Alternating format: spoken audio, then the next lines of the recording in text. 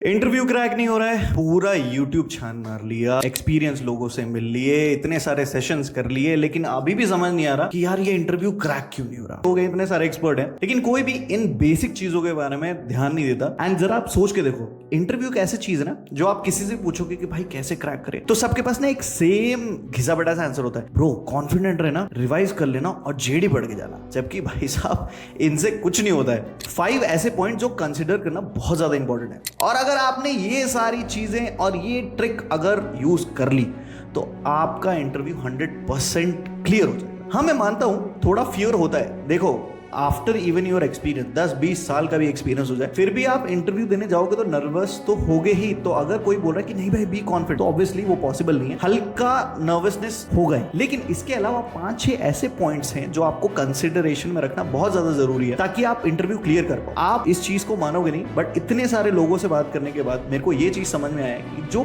Basic चीज होती है ना, जो लोगों को पता होनी चाहिए, वो पता ही नहीं है। और इसके बारे में कभी ना किसी ने बात करी है और ना कभी किसी ने आंसर करा। तो भाई फर्स्ट टाइम इन यूट्यूब मैं आपको ऐसे 5 ट्रिक्स बताने जा रहा हूँ जिसके बाद कोई भी इंटरव्यू आराम से क्रैक कर लोगे, गारंटी। लेकिन उससे पहले सब्सक्राइब बटन दबाओ, बिकॉज फर्स्ट टाइम इतनी मेहनत करके मैं लॉन्ग फॉर्म वीडियो बना रहा हूँ। बिकॉज यार रील मैंने बहुत सारी बना दी एंड 500,000 तो फॉलोअर भी हैं। जो लोग मेरे को इंस्टाग्राम पे फॉलो करते हैं उनको पता है ये चीज। बट रील में एक चीज होती है ना, यू नो, कि इतनी कम टाइम में इतना ज्यादा इंफॉर्मेशन मैं दे नहीं सकता। तो मेरे को यहाँ भी फॉलो कर लो, ताकि आज के बाद आपको लॉन्ग फॉर्म में और डिटेल्ड वे में सारा का सारा सोल्यूशन मैं देता रहूंगा। ओके, सो सबसे पहला पॉइंट जो कि कंसीडर करना बहुत जरूरी है और इसके बारे में बात करना जरूरी है, इससे पहले मैं कोई भी ट्रिक्स बताऊं तो ये चीज जो है वो 2 लोगों में डिवाइड होगी। The first segment is gonna be called freshers and second division जो है उनको हम बुलाएंगे वर्किंग प्रोफेशनल। अब इन दोनों को डिवाइड करना इसलिए जरूरी है क्योंकि दोनों के 90% चीजें सेम होंगी, बट 10% चीजें डिफरेंशिएट करेंगे। अब फ्रेशर्स जो है वो अपने पहले जॉब के इंटरव्यू दे रहा है, he is just in a field to find his first job. लेकिन उसमें भी 2-4 टेक्निकलिटीज हैं जो चीजें चेंज होंगी उन लोगों के अपोजिट जो वर्किंग प्रोफेशनल है। तो पहले हम कंसिडर करते हैं फ्रेशर्स को, फिर हम वर्किंग प्रोफेशनल की तरफ जाएंगे। तो फ्रेशर्स एक चीज को हमेशा कंसिडर करना, फर्स्ट थिंग इज कि आप बिकॉज आप फ्रेशर हो, ठीक है, तो आप जो फोकस करोगे वो एंट्री लेवल जॉब से फोकस करोगे। जैसे फॉर एग्जांपल अगर आप प्रोजेक्ट मैनेजर के जॉब के लिए ही जा रहे हो, ठीक है, तो the profile that you want to search for is gonna be project coordinator, और आपका जो पूरा का पूरा इंटरव्यू होगा that would be based on project coordinator, मतलब एंट्री लेवल जॉब। तो आपसे बेसिक लेवल के क्वेश्चंस पूछे जाएंगे एंड इतना ज्यादा डीप लेंथ आपको नॉलेज की जरूरत नहीं है। 3 चीजें जो आप पे कंसिडर होगी कि how good you are in communication, and second thing is कि आप कितने आराम से पॉइंट्स को डिस्कस करते हो, and how good you are in explaining yourself. तो बेसिकली जो फ्रेशर्स है ना वो अपना ज्यादा कम्युनिकेशन स्किल्स में फोकस करें, because this is the point जिससे आपका इंटरव्यू क्रैक होगा। वर्किंग प्रोफेशनल्स में ये चीजें डिफर करेगी। वर्किंग प्रोफेशनल में प्रॉब्लम क्या है, बिकॉज आप ऑलरेडी एक्सपीरियंस में हो, ठीक है, आपका 1 साल का एक्सपीरियंस है या 2 साल का एक्सपीरियंस है। जनरली 2 साल से प्लस के एक्सपीरियंस के बारे में बात करते हैं। क्यों?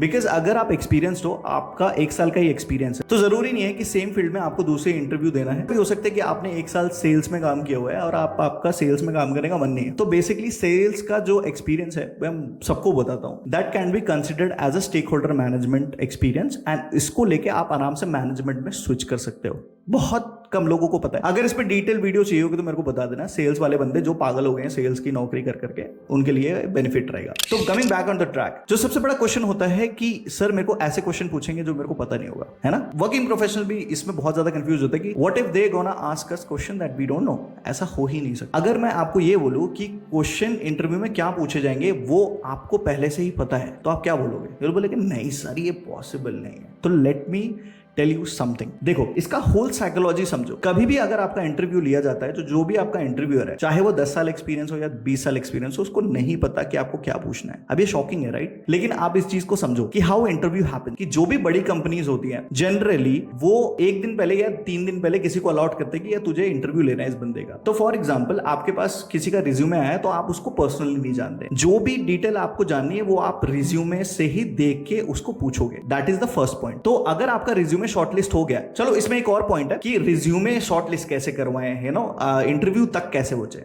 ठीक है, तो उसका भी अलग वीडियो बना दूंगा। कमेंट कर देना अगर इसका भी वीडियो चाहिए कि एक्चुअली इंटरव्यू तक कैसे पहुंचे, राइट? उसका भी एक डिटेल वीडियो मैं बना दूंगा। तो फॉर एग्जांपल अगर आप इंटरव्यू तक पहुंच चुके हो, इसका मतलब है कि आपका जो कंपनी का जेडी था और आपका जो रिज्यूमे है वो मैच करता है। तो हमेशा जो कंपनी का जेडी है, देखा, हमेशा याद रखना कि एचआर आपसे पूछती है कि मैं आपको जेडी भेज देती हूँ, करेक्ट? इसका मतलब है कि जो जो चीजें रिक्वायर्ड थी, जो जो पॉइंटर्स रिक्वायर्ड थे, वो उनके जेडी में जो जो चीजें मेंशन थी वो आपके रिज्यूमे से मैच करती है। For example advance Excel, communication skills, Power BI, ये सारी चीजें उनके जेडी में थी और ये सेम चीज आपका रिज्यूमे में भी अपडेटेड थी, इसीलिए आपका रिज्यूमे जो है शॉर्टलिस्ट हुआ है, बीइंग अ फ्रेशर। ओके, तो आप जैसे ही इंटरव्यू पैनल के पास पहुंचोगे, the major and the most important question जो पहला पूछा जाता है, लोग इसमें बहुत गलतियां करते हैं, लेकिन ये हमेशा सेम रहेगा। आप चाहे वर्किंग प्रोफेशनल हो या फ्रेशर्स हो, ये क्वेश्चन बिल्कुल सेम रहेंगे और यही क्वेश्चन पूछे जाएंगे आपको at the end of the movement तक। And that question is, walk me through your resume, tell me something about yourself, why should I hire you. Generally लोग एंड में पूछते हैं, लेकिन मेरे एक्सपीरियंस के हिसाब से बहुत बार ऐसा हुआ है कि ये सेम क्वेश्चन पहले पटक दिया जाता है, तो ये आपके हाथ में पावर छोड़ देती है। बिकॉज देखो, अगर for example I am an interviewer, मैं आपका इंटरव्यू ले रहा हूं, तो आप समझो मैं आपके बारे में कुछ नहीं जानता, समझ गए? मैं आपके बारे में उतना ही जानता हूं जितना आपके रिज्यूमे में लिखा हुआ है। दैट्स व्हाई जब आप रिज्यूमे बनाओ तो उसमें जो अबाउट सेक्शन होता है, उसमें जो स्किल्स मेंशन होते हैं, उसमें जो प्रोजेक्ट मेंशन होते हैं, आपको श्योर रहना है कि उसमें जो जो चीजें आपने मेंशन करी है उससे रिलेटेड आपको क्वेश्चंस आते हों। जैसे कि फॉर एग्जांपल आपने अपने स्किल्स में मेंशन किया पावर बीआई, तो मेक श्योर करना कि पावर बीआई से रिलेटेड आपने 2-3 प्रोजेक्ट सॉर्ट कर रखे हैं। जैसे हो सकता है कि ग्रुप कम्युनिकेशन स्किल्स हो गए या 2-4 चीजें होगी, तो वो उससे रिलेटेड आपके पास क्वेश्चंस तैयार होने चाहिए, आपके आंसर्स तैयार होने चाहिए। अगर इस तरीके को क्वेश्चन पूछा तो व्हाट शुड आई आंसर। इसको थोड़ा इजी कर देता हूं, मैं खुद ही बता देता हूं। फॉर एग्जांपल, तो इस क्वेश्चन का जो आंसर होता है, टेल मी अबाउट योरसेल्फ और walk me through your resume, इसका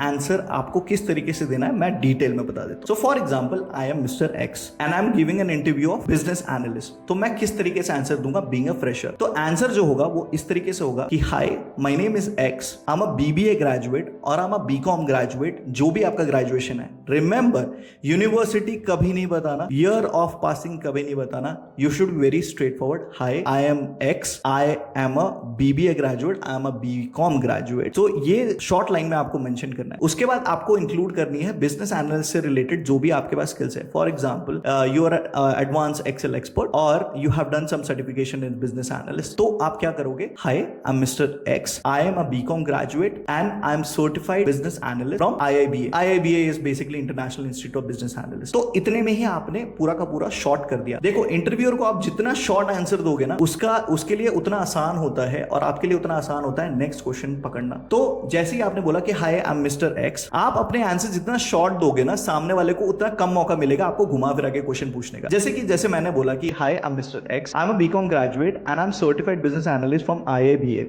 and I have done couple of certifications plus I have done couple of projects as well which is mentioned in my resume, simple as that। तो इससे क्या होगा कि either ये, अगर जैसे ही आपने ये चीज बोली तो वो आपसे किस वे में क्वेश्चन पूछ सकता है, आइदर वो आपको सर्टिफिकेशन के बारे में पूछ सकता है या प्रोजेक्ट के बारे में पूछेगा। तो आपने पूरा का पूरा जो इंटरव्यू है ना वो डायरेक्ट कर दिया अपने हिसाब से। तो जिस तरीके का आप आंसर दोगे उसी तरीके के आपसे क्वेश्चन पूछे जाएंगे next. So I hope you understand. अगर और ज्यादा डिटेल चाहिए होगा तो मेरे को मेंशन कर देना कमेंट में, मैं वो भी क्लियर कर दूंगा। So first point is, you should always keep your answer short and आप जो इस फर्स्ट क्वेश्चन का आंसर दोगे उसी पे डिपेंड करेगा कि आपका बाकी का इंटरव्यू कैसे जाने वाला है। सेकंड थिंग आते हैं हम वर्किंग प्रोफेशनल की तरफ। तो वर्किंग प्रोफेशनल्स जो है इस चीज को कंसीडर करें, बिकॉज मार्केट बहुत ज्यादा चेंज होता रहता है वर्किंग प्रोफेशनल के लिए। तो you should be clear about your career path. जैसे कि for example, you are a project manager और आप कोऑर्डिनेटर हो और आप असिस्टेंट प्रोजेक्ट मैनेजर बन चुके हो, लेकिन आपको पता ही नहीं कि इसके बाद मेरे को किस चीज के लिए अप्लाई करना है। तो जो भी रोल पे आप थे उसका करियर ग्राफ आपको पता होना बहुत जरूरी है कि नेक्स्ट स्टेप क्या है, किस चीज के लिए मेरे को अप्लाई करना है।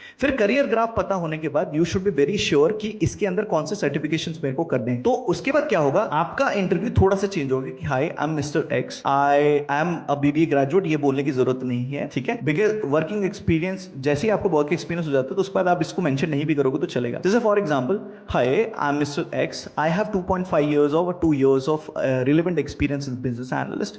In this 2 years of period, I have closed how many projects? Like 50 projects or 60 projects successfully. Like, hi, I'm Mr. X. I hold a 2 years of experience as business analyst domain, in which time span I have completed more over 50 projects. ठीक है? तो अब इतने short time पे जैसे ही आप answer दोगे तो सामने वाले के पास जो नेक्स्ट क्वेश्चन पूछने का वे आएगा ना, तो वो आपको यही पूछेगा कि अच्छा ठीक है, 2 मेजर प्रोजेक्ट्स के बारे में बताओ। This is how you manipulate things, ठीक है। तो जैसे ही वो आपके 2 प्रोजेक्ट्स के बारे में पूछेगा, क्योंकि आपने उसको ज्यादा चीजें दी ही नहीं है, आपने उसको ज्यादा चीजें बताई नहीं है कि वो जिससे आपसे क्वेश्चन पूछ सके, करेक्ट। तो this is how you should mould your int. जितना कम शॉर्ट में आंसर दोगे, जितना डिटेल से बचोगे और जितना फालतू की बातें करोगे, like I love painting and this is what exactly I love, जितना हो सके प्रिसाइज रहो एंड चीजों को डोमेन के हिसाब से मैनिपुलेट करो। जैसे अगर जो इंटरव्यू है वो बिजनेस एनालिस्ट का है, तो ट्राई टू कंसिडर कि आपके जितने क्वेश्चन हो वो बिजनेस एनालिस्ट के थ्रू ही रोटेट कर। जैसे फॉर एग्जांपल, अगर आप प्रोजेक्ट मैनेजर का इंटरव्यू दे रहे हो, तो अगर आपसे क्वेश्चन पूछा जाए कि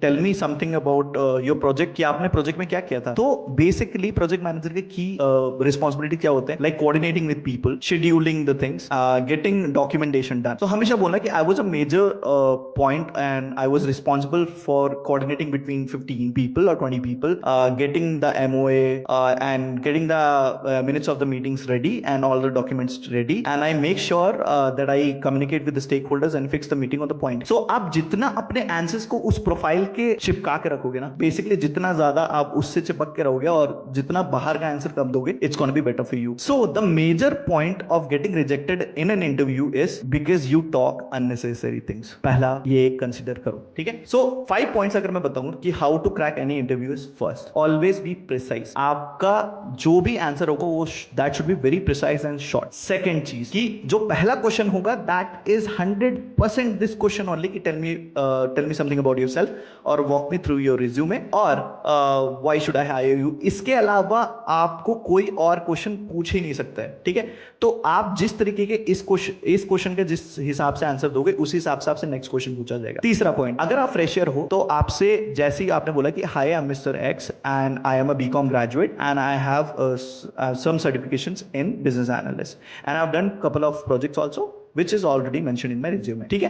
तो आइदर अब आपसे आपके प्रोजेक्ट्स के बारे में पूछा जाएगा या आपके सर्टिफिकेशन के बारे में पूछा जाएगा, या जो आपने सर्टिफिकेशन किए हुए उसके स्किल्स के बारे में पूछा जाएगा, ठीक है। चलो बिजनेस मैनेजमेंट, बिजनेस एनालिस्ट की रिस्पॉन्सिबिलिटीज क्या होते हैं, तो आप जितना उसको अच्छे से आंसर करोगे या सिलेक्ट, समझ गए। और फ्रेशर्स के लिए जो है सेम है कि सबसे पहले तो आपको अपना करियर पाथ पता होना चाहिए कि अगर मैं कोऑर्डिनेटर हूं तो मेरा सेकंड पोजीशन क्या है, assistant project manager, then project manager, then like senior program manager. तो आपको करियर पाथ जितना पता होगा उस हिसाब से आप आंसर कर सकते हो, उस हिसाब से आप रोल्स एंड रिस्पॉन्सिबिलिटी एंड उस हिसाब से आप कंपनीज में अप्लाई कर सकते हो, करेक्ट। तीसरी चीज सेम है, लेकिन आपको अपने प्रोजेक्ट्स मैनेज करने पड़ेंगे, प्रोजेक्ट्स के बारे में बात करना पड़ेगा। तो जैसे ही आप प्रोफेशनल हो या 2-4 साल का एक्सपीरियंस है, तो आप जब इस चीज का आंसर दोगे कि टेल मी अबाउट योरसेल्फ, तो आई am mister X, I have 2 years of experience being a business analyst and in this quarter I have completed more than 50 projects। तो आपका जो नेक्स्ट क्वेश्चन पूछा जाएगा वो सिंपल है कि चलो ठीक है, आपने 2 प्रोजेक्ट्स में से मेजर चीज बताओ। सो अगर आप इस चीज को फॉलो करोगे, जितना प्रिसाइज रहोगे और जितना पॉइंट टू पॉइंट बात करोगे, you getting selected in that company will increase, समझ गए। तो ये 3-4 पॉइंट है जो है आपको कंसीडर करने पड़ेंगे। इसके अलावा भी अगर आपके पास कोई क्वेश्चन है तो प्लीज कमेंट सेक्शन में छोड़ दो and I am gonna briefly answer that. ये तो पहला वीडियो था तो इसलिए मैं ज्यादा कुछ टेक्निकल कवर नहीं कर रहा, वरना I can just like teach you many things की like how exactly you should get an interview first, कि आपको इंटरव्यू तक कैसे पहुंचना पड़ेगा, ठीक है, राइट। तो वो सारी चीजों के लिए भी मैं वीडियो बना दूंगा। इसके अलावा भी if you need something comment में बताओ and I am gonna sure make a video on that same thing and I am gonna post soon. Bye bye.